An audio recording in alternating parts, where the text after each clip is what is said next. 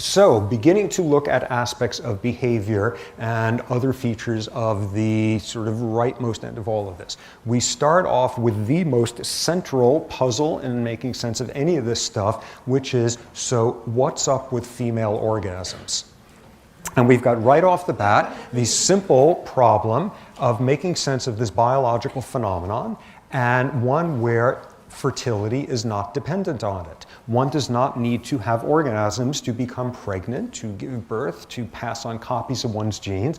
So what's the deal with orgasms? First off, a question we will wind up asking with a whole lot of the behavior coming down the line is, are we the only species? And all sorts of careful studies have shown that we are not the only species. Other apes, other primate species as well, monkeys and apes, show orgasm among the females, and that is detectable by all sorts of physiology we'll hear about in a while. We are not the only species. One of the really bizarre, pathetic things about trying to do research in this area was one of the first papers that ever demonstrated something which physiologically was identical to female orgasm in rhesus monkey females, which wound up being a paper in this journal Science. Down there in the footnotes, the authors had to indicate this did not make use of any federal grant money to carry out this study. Just to give you a sense of where some of this stuff sits. Okay, so what's up with female orgasm? It is not necessary for conception. It is not necessary to increase the number of copies of your genes in future generations. Despite that, there is some evidence that it facilitates fertilization.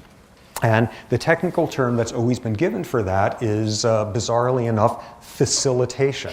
The notion is something about the vaginal fluid, something about the biochemistry of, increases sperm motility. Sperms swim faster and harder and jump upstream back to spawn or whatever it is the sperm are doing with more avidity, with more energetic displays in an environment of more vaginal secretion. And orgasm greatly increases that. So the argument there being that orgasm facilitates fertilization through the sperm facilitation process. Evidence for that has always been a little bit indirect. It is not airtight that that happens. Another argument for why this increases fertility, and this is sort of an interesting one.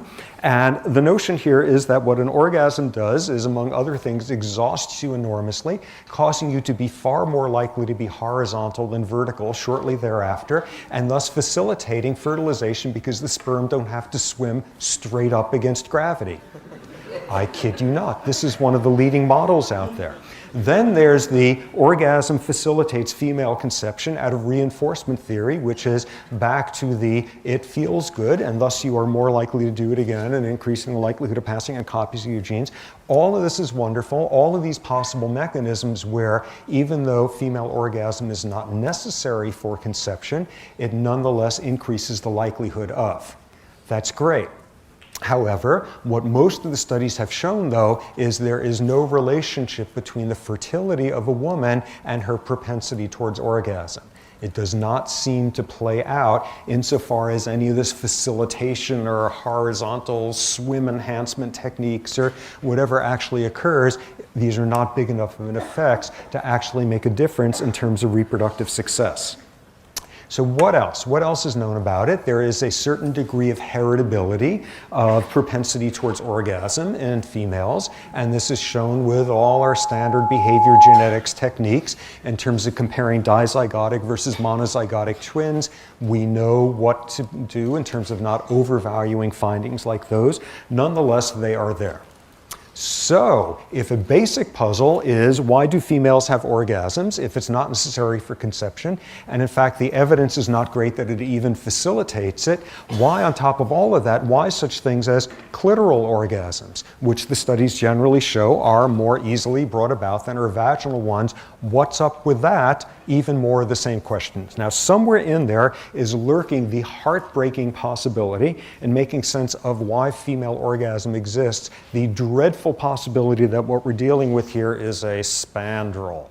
that it is a spandrel. It is simply baggage brought along that those guys have to go through this orgasm physiology to do any stuff with sperm and pass on copies of genes and all of that. And it's simply baggage that the same physiology occurs in females. That orgasm is simply a spandrel in women.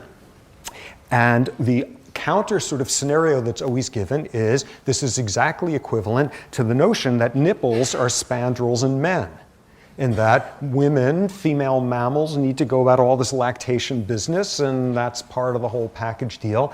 And, you know, just as it would be way too much work to evolve females without orgasms, it would be way too much to get rid of those useless nipples on men.